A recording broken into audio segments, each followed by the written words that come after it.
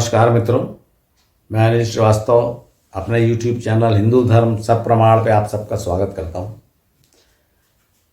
मित्रों, ये जो मैं प्रयत्न कर रहा हूँ और आपके सामने प्रस्तुत कर रहा हूँ कि ये जो हमारे वेद मतलब श्रुतियाँ और स्मृतियाँ हैं, इनसे हिंदू धर्म की वास्तविकता, वास्तविक इतिहास, भारत का वास्तविक इतिहास सामने आ सके।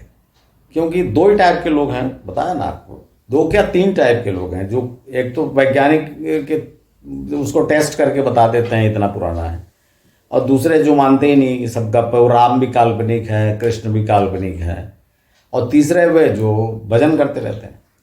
तो वास्तविकता क्या है, इसको कौन सामने रखेगा? तो जब मैंने ये क्षेत्र खाली देखा कि यहाँ तो किसी ने ट्राई नहीं किया, तब मैं बड़ी हल्की से कोशिश कर रहा हूँ। और आपको तो ये पता ही है, मैं कोई इस क्षेत्र का विद्वान विशेषज्ञ नहीं हूँ, तो भी मैं ये सोचकर कोशिश कर रहा हूँ कि शायद कोई मेरा एपिसोड देख के आगे इस पर खोज करे और हिंदू इतिहास को, हिंदू भारत के इतिहास, वास्तविक पुरातन इतिहास को, जिसे आप लोग प्री हिस्टोरिक कहने लग गए, वो सामने ला सके। इतना मेरा प्रयत्न है। तो मित्रों, पिछली बार हमने चर्चा की थी कि अहिल्या उद्धार कहाँ हुआ था। अब आज मैं इस एपिसोड में आपसे ये चर्चा करूंगा कि राम लक्ष्मण विश्वामित्र जी के साथ आगे बढ़े अहिल्या उद्धार स्थल से, तब क्या हुआ, कहाँ पहुंचे। तो देखिए मित्रों, वाल्मीकि रामायण में तो लिखा हुआ है सीधे सीधे कि अहिल्या उद्धार स्थल, और उसको जनकपुर कहा है उन्होंने, जनकपुर है, मतलब जनकपुर का क्षेत्र था, वहीं रुके थे। तो जनकपुर से निकलकर ईशान कोण में वे आगे बढ़े और राजा जनक के यज्ञ मंडप में पहुंचे। तो फिर आज का जो जनकपुर है वो कहाँ, कैसे आया? तो ये जो संदेह गहराता है, इसको अगर आप ध्यान से पढ़ेंगे तो ये जो मैंने आपको बताया, ऐसा संदेह अनेक लोगों को हुआ। आज देखिए, मैं जब दो बार मैं जनकपुर गया हूँ, वर्तमान जनकपुर जिसको कहते हैं, वहाँ मैं गया 2 बार। तो वहाँ बड़े बड़े महल, अब होता क्या है, देखिए आज हजारों साल बीत गए। तो आज जब मैं ये जनकपुर गया तो वहाँ पे विशाल महल है, जिसको नौलखा महल कहते हैं, जानकी महल भी कहते हैं। उस महल के प्रांगण बड़ा सुंदर है, आप ये वीडियो देख लीजिए।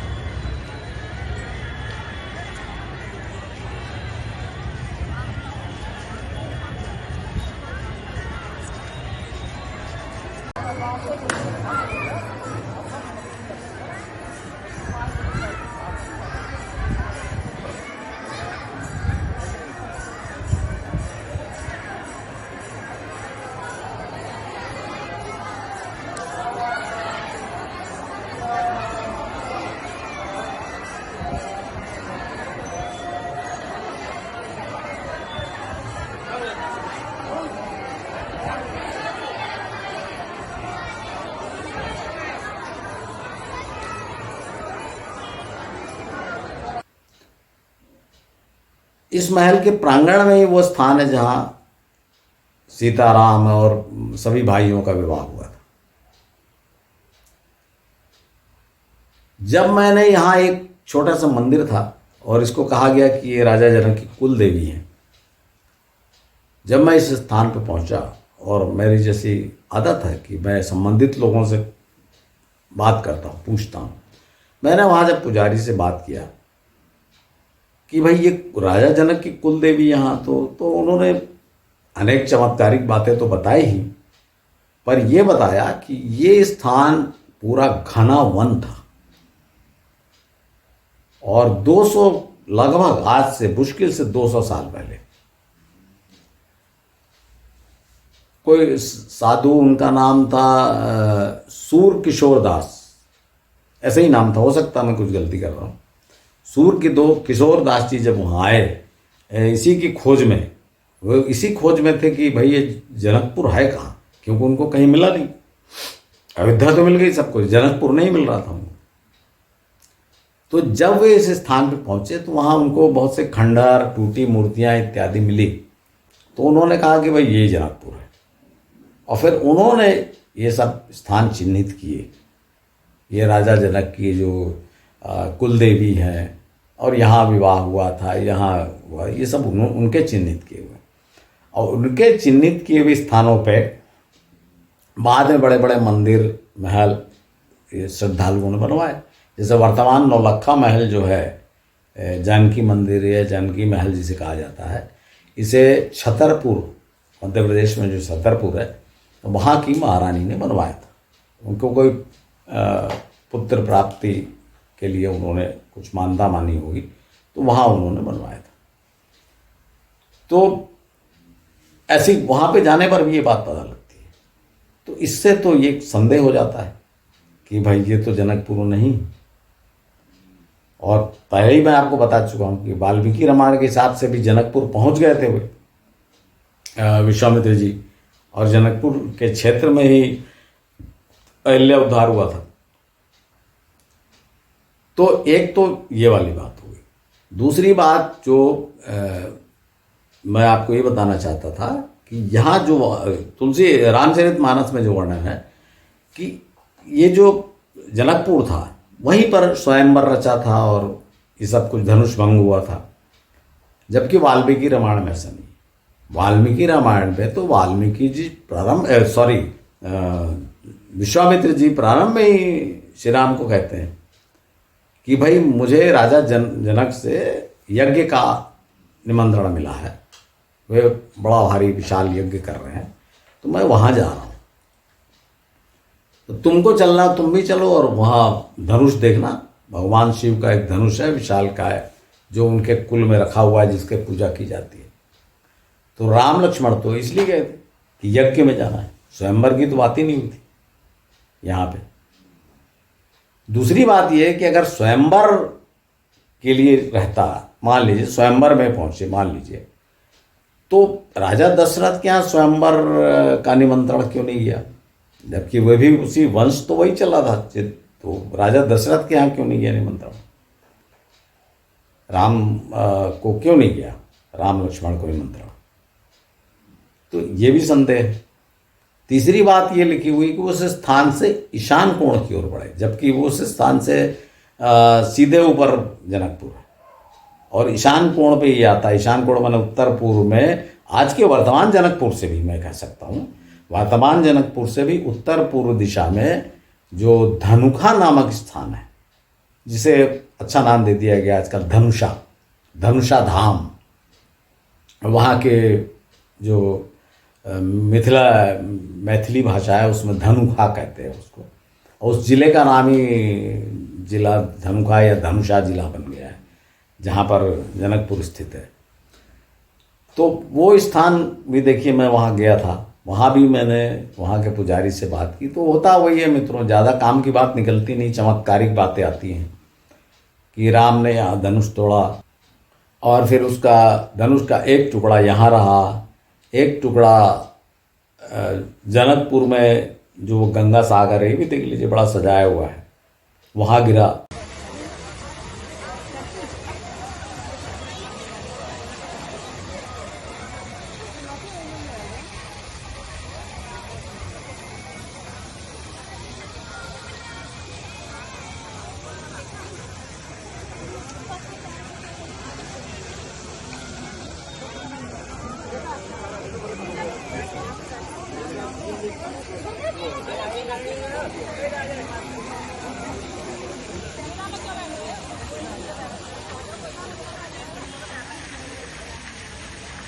और तीसरा टुकड़ा भारतवर्ष में कहीं बताया था, कहीं आके गिरा, इस तरह का। तो ऐसी बातें तो बताते ही हैं, हम तो ध्यान से इसलिए सुनते हैं कि उसमें से हमारे काम की कुछ बात निकल जाए। तो ये बात तो समझ में आई, और कि भाई ये जगह है जहाँ पर यज्ञ हुआ था, क्योंकि ये मैच करता है ये स्थान वाल्मीकि रामायण के वर्णन से कि उत्तर पूर्व दिशा में गए हो। एक बात। दूसरी बात ये आपको पता ही है कि जो राजा यज्ञ करते थे वो बहुत विशाल पैमाने पे करते थे, तो इसलिए अपनी राजधानी से दूर किसी नदी के किनारे खुली जगह पे जहाँ सैकड़ों आश्रम बनाए जाते थे, झोपड़ियाँ बनाई जाती रहने को, और सभी ऋषि मुनियों को निमंत्रण दिया जाता था और महीनों यज्ञ चलता था, तो ये स्थान निश्चित दूर रहा होगा। तो वर्तमान जो ये धनुषा धाम है, ये वर्तमान जनकपुर से लगभग 24 किलोमीटर दूर, 20-22-24 किलोमीटर पड़ता है। तो मैं यहाँ भी गया था। तो मान्यताओं पे मेरा कोई विवाद नहीं है, मैं तो सिर्फ वो जगह ढूंढ रहा हूँ कहाँ है, क्यों। हाँ देखिए, फिर बात ये उठेगी कि भाई ये वर्तमान जनकपुर जो है, वहाँ पे जो साधु थे सूर्य के किशोरदास जी, उनको कैसे मूर्तियाँ और मिली, तो इसका बारे में भी ये चर्चा है कि जैसे आपने आक्रमण करके बहुत से हटाए गए। आपको बताऊंगा मैं आगे कि जो लक्ष्मण के पुत्र थे चंद्रकेतु, मल्ल, जिनके नाम पे आपने इतिहास में देखा, लिच्छवी वंश, मल्ल वंश, भगवान बुद्ध के काल में ये सब बिहार में छोटे छोटे गणतंत्र थे। तो मल्ल वंश भी जब मुस्लिमों का अटैक हुआ तो ये मल्ल वंश के शासक भी नेपाल भाग गए थे और उन्होंने वहाँ पे मल्ल राज्य की स्थापना की थी। जो काठमांडू में जाएंगे तो आपको जो दरबार स्क्वायर है वो मल्ल वंश के शासकों का था।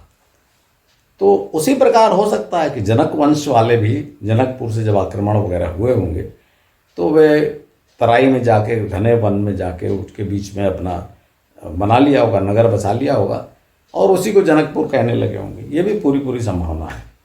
तो मैं इस पर हिस्ट्री पे ज़्यादा बात नहीं कर रहा हूँ, मैं तो ढूंढने की कोशिश कर रहा हूँ कि क्या हुआ था। तो मित्रों, ये जो इससे 2-4 बातें मतलब आपको स्पष्ट होना चाहिए कि एक तो ये कि राम लक्ष्मण विश्वामित्र जी के साथ स्वयंवर में नहीं, जनकपुर नहीं, बल्कि यज्ञ मंडप में पहुंचे थे। पहली बात, जहां उन्होंने धनुष देखा और टूट गया था। दूसरी बात यह है कि जो सीता जी का कहा जाता ना, आप टीवी देख देख के आप लोग का सब मन में है और बड़े सुंदर सुंदर, मैं तो सब जानते हुए भी ये जो मैथिली में जो है ना, मैथिली ठाकुर के जो गायन वगैरह है, इसको सुनिए आप, बड़ा अच्छा लगता है, बहुत अच्छा हो जाता है। ये है ना, झुक जइयो रघुवीर, झुक जइयो तनिक रघुवीर, लली मेरी छोटी, बड़ा सुंदर है ये। तो ये सब चीज़ों से ऐसा लगता है कि जैसे आप शादी ब्याह में आजकल होता है बड़ा एंजॉयमेंट।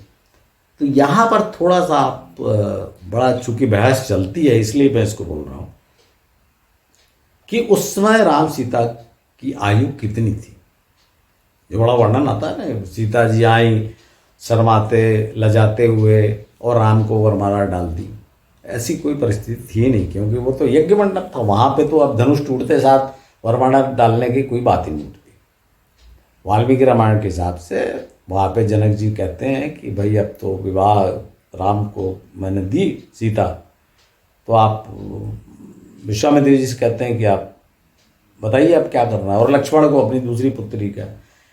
तो विश्वामित्र जी बोलते हैं भाई आप अयोध्या खबर भेजिए, सब आएंगे। तो इस तरह एक वर्णन है कि वो सब आते हैं, फिर वो जनक जी के महल में, जनकपुर में फिर वो सब होता है जो भी शादी ब्याह कार्यक्रम। इस जगह पे ये सब नहीं होता। एक बात ये। दूसरी बात, जब आप कहीं देखने जाएं, आप पढ़ के जाएं तो आपको बहुत आनंद मिलेगा। दूसरी बात, तीसरी बात है कि जब वहाँ जाएं तो वहाँ का वर्णन तो चमत्कारिक। जैसे अभी भी मैं यहाँ धनुका धाम को आपको एक चीज़ बता देता हूँ। वो पुजारी ने कहा कि भाई ये देखिए, ये धनुष फैलता जा रहा है, ये पत्थर का धनुष। मैंने भी छू के देखा, वो पत्थर पथरीला लग रहा था। अब वो बोल रहा है निकलता जा रहा है। तो भाई इसका अर्थ तो यही हुआ कि जो एक वृक्ष था वहाँ, जिसका तना था बड़ा, अब वो तना नीचे, वहाँ पे चट्टानें होंगी तो वो तना नीचे, झाड़ पौधा बढ़ते जा रही है, उसकी जड़ें, तो वो जो नीचे से जो पत्थर ऊपर आते जा रहे हैं। लेकिन अब उनसे कौन बोले, तो मैंने कुछ नहीं कहा। मैं देखा, मेरे को तो इससे मतलब था कि भाई धनुष भंग कहाँ हुआ था। और उस स्थान को देख के मित्रों, मुझको तो लगता है कि भाई ये स्थान उचित है। देखिए, क्यों आप संदेह करने के जो जनकपुर का एक कारण और है, जो जनकपुर वर्तमान जनकपुर के मूल जनकपुर होने में एक संदेह का एक कारण और है। सीता के जन्म का प्रसंग आप सोचिए। जब वर्तमान सीतामढ़ी मढ़ी जो है बिहार में, जहाँ पुनौरा धाम जिसको कहते हैं, जहाँ सीता का जन्म माना जाता है, या सीता राजा जनक को हल चलाते समय मिली, वो स्थान वर्तमान जनकपुर से 50 किलोमीटर से ऊपर है। और मित्रों, वो समय तो इतना जंगलों में रहते थे, छोटे छोटे नगर राज्य रहते थे जरा जरा से। आज के ज़माने में भी अच्छे खासे, ऐसे रायपुर शहर की भी जो डिस्टेंस है वो 50 किलोमीटर नहीं है। तो 50 किलोमीटर जो राजा अपने खेत में हल चलाने गए, तो 50 किलोमीटर दूर क्यों जाएंगे? वो तो नगर राज्य बस 2-4 किलोमीटर, भाई अपना जो नगर होगा छोटा सा 1000, 2000, 5000 लोगों का, उसके बाहर निकले तो उनके खेत आ गए हो। तो ये भी एक इस संदेह का कारण है कि जो जनकपुर था वो दरभंगा, मतलब अहियारी जो मैंने आपको बताया, वहाँ से लेकर सीतामढ़ी के बीच में कहीं स्थित था। अब ये तो खैर खोजने वाली बात ही था। किसी को, भारत सरकार को कभी इसमें इंटरेस्ट आएगा कि भाई खोजा जाए, कहीं किसी टीले वीला खोज के खुदाई करेंगे तो क्या होगा, मुझे पता नहीं। मैं तो जो आपके शक, संदेह, तथ्य और तर्क, ये सब आपके सामने रख दे रहा हूँ। तो मित्रों, ये जो धनुष भंग वाली बात है, ये, हाँ, एक बात और आपको याद दिला दूं कि रामचरितमानस में ये भी वर्णन है कि जब स्वयंवर में धनुष तोड़ा तो वहाँ परशुराम आ गए। तो ये आपको जो परशुराम वाला एपिसोड मैंने बताया है, उसमें भी इस बात की मैंने चर्चा की है कि परशुराम जी स्वयंवर में यहाँ नहीं आए, जनकपुर नहीं आए थे। वे तो जब इनकी ये चारों भाइयों की बारात लेकर और वधुओं को लेकर राजा दशरथ लौट रहे थे, तब रास्ते में उस स्थान पे कहीं बीच में आए थे। आइए हम देखते हैं कि राम और सीता की आयु विवाह के समय कितनी थी। इसको थोड़ा जानना आवश्यक है। बहुत एग्जैक्ट नहीं भी पता चले तो जब लगभग पता चल जाए कि कितनी थी। तो देखिए, इसमें पहला श्लोक आप ये देखिए। जब विश्वामित्र जी श्री राम को वन अपने साथ ले जाना चाहते हैं, दशरथ जी से कहते हैं कि श्री राम को दे दो, राक्षसों को मारना है। उस समय दशरथ जी ने यह श्लोक कहा। इस श्लोक के अनुसार दशरथ जी विश्वामित्र जी से कहते हैं कि मेरा राम अभी 16 वर्ष का भी नहीं हुआ। देखिए मित्रों, 16 वर्ष का भी नहीं हुआ का अर्थ ये नहीं मैं बोल रहा हूँ कि 16 वर्ष का हो गया। भाई 16 से कुछ भी हो सकते हैं, 12, 13, 14, 15, लेकिन 16 वर्ष का नहीं हुआ। एक बात तो आप ये देखिए, ये श्लोक ध्यान में रखिएगा, ये तथ्य ध्यान में रखिएगा। अब बाद में जब रावण सीता हरण के लिए आता है तो वो कंफर्म करने के लिए कि भाई ये सीता ही है, सीता जी से पूछता है कि भाई तुम कौन हो और इस वन में अकेली क्यों, कैसे हो? तो सीता जी उसे ब्राह्मण समझकर उसको निमंत्रित करती हैं, चटाई देती हैं कि बैठिए आप इसमें, और उसके प्रश्न का उत्तर देती हैं।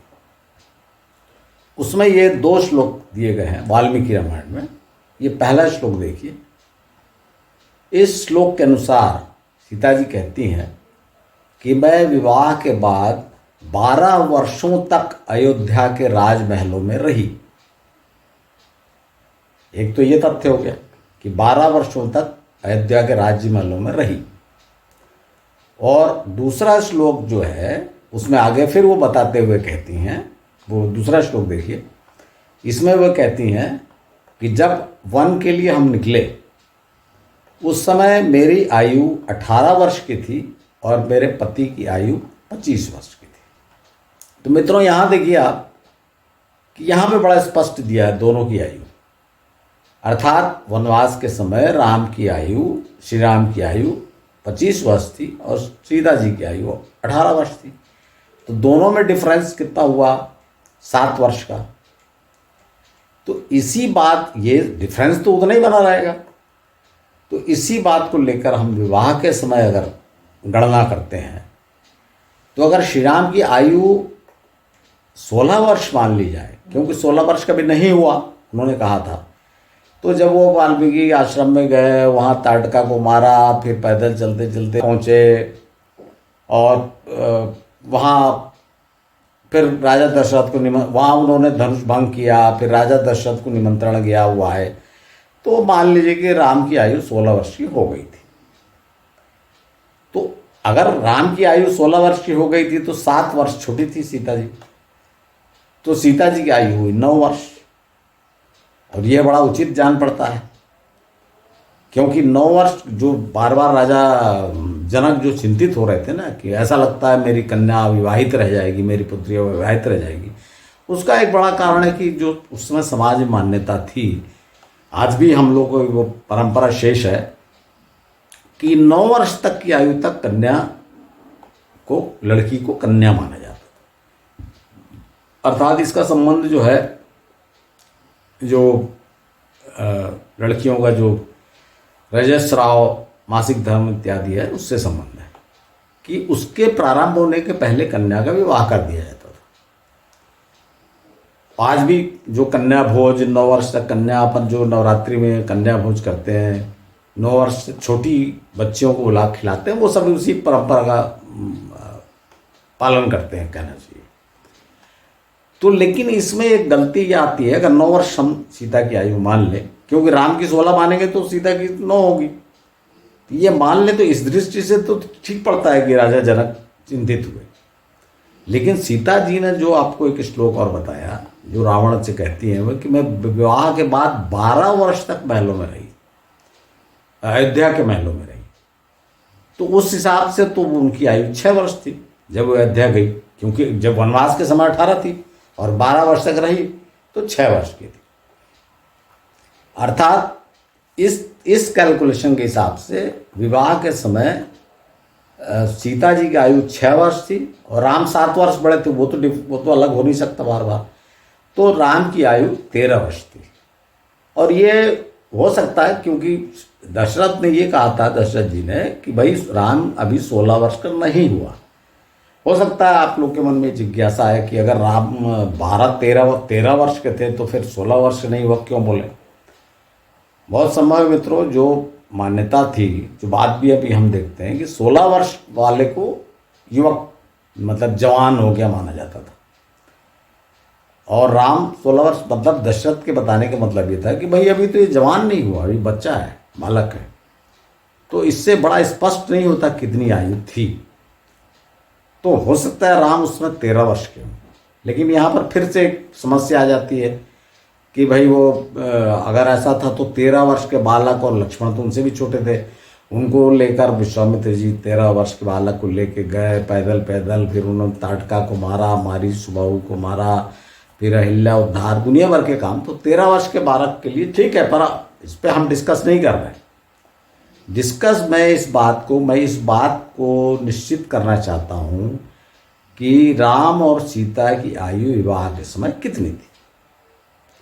तो देखिए मित्रों, अगर ये दोनों इक्वेशन लगाए जाएं तो भी सीता की आयु 6 से 9 वर्ष, अधिकतम 9 वर्ष और न्यूनतम 6 वर्ष, ये निश्चित होती है। इसी प्रकार श्री राम की आयु भी 13 वर्ष या 16 वर्ष निश्चित होती है। ये बताने का मेरा उद्देश्य क्या है? ये बताने के मेरे 2 उद्देश्य हैं। एक तो जो आजकल बड़ी बहस चलती है ना, और बहस में वो धार्मिक बातों को ले आया जाता है कि भाई वो सीता जी की भी आयु तो 6 वर्ष की थी। जब डिस्कस करते हैं लोग, मैं उसका उल्लेख नहीं करूँगा कि भाई सीता जी की आयु भी तो 6 वर्ष की थी विवाह के समय, फिर आप क्यों बोलते हो किसी के दूसरे के बारे में। तो मित्रों, यहाँ पर ये याद रखना चाहिए कि अगर सीता जी की आयु 6 वर्ष थी तो जिनसे उनका विवाह हो रहा था, अर्थात श्री राम, उनकी आयु भी तो 13 ही वर्ष की थी। उनकी आयु तो 50 वर्ष की नहीं थी ना, 13 वर्ष की थी। एक बात तो ये। दूसरी बात मैं ये बताना चाहता हूँ कि ये जो मैंने उल्लेख भी किया है कि जो टीवी सीरियल जिससे आपके दिमाग में बैठ गया है, वो सीता जी एकदम लजाते हुए आई और उन्होंने वरमाला डाली, 6 वर्ष की कन्या के बारे में बात कर रहे हो आप, ये बात याद रखना। तो ये जो बातें हैं, इतना गलतियां हो गई हैं। हालांकि इसका बड़ा ज़्यादा महत्व नहीं है, लेकिन हमारे दिमाग में तो बैठ जाता है ना। चाहे ये विवाह के समय का हो, कितनी आयु थी, चाहे अहिल्या उद्धार का प्रसंग हो, या वो परशुराम जी का आना हो, इन्हें वो आए और वो सब वो नाटक ड्रामा हुआ स्वयंवर में। तो ये सब गलतियां कई कारणों से हुई हैं, जो मैं बार बार कहता हूं कि घटनाओं के बाद हजारों साल बाद लिखा गया। क्योंकि हमारा साहित्य जो है, धार्मिक साहित्य, हिंदू साहित्य, वो पूरा के पूरा श्रुति और स्मृति है। तो लिखा गया, जब पीढ़ी दर पीढ़ी कहानियां बनती गई तो उसमें बहुत सा अंतर आया। लिखते के समय समाज की स्थिति कैसी थी, लिखने वाला कौन था, वो किसका महत्व बताना चाहता है, इन सब कारणों से भी उसमें चेंज आया। तो अब हम तो चूंकि जानने का प्रयास कर रहे हैं ना इतिहास में, किसी गलतियां नहीं बता रहा हूँ, ना मैं पुराणों की गलतियां बता रहा हूँ, ना जो टीवी सीरियल वालों की। मैं तो अपना जो उद्देश्य है उस पर चल रहा हूँ कि भाई हम ये जानने का प्रयास कर रहे हैं कि भाई कितनी आयु थी। और ये देखिए, मैं जो यहाँ पे आपको मुख्य जो जोर देता हूँ, एक तो घटनाओं के एनालिसिस, फिर उसका काल कब हुआ था और कहाँ हुआ था, इस पे बड़ा जोर है। क्योंकि इसी को तो खोजना, तभी तो इतिहास बनेगा ना। इतिहास क्या होता है कि कहाँ ये घटना हुई और कब हुई।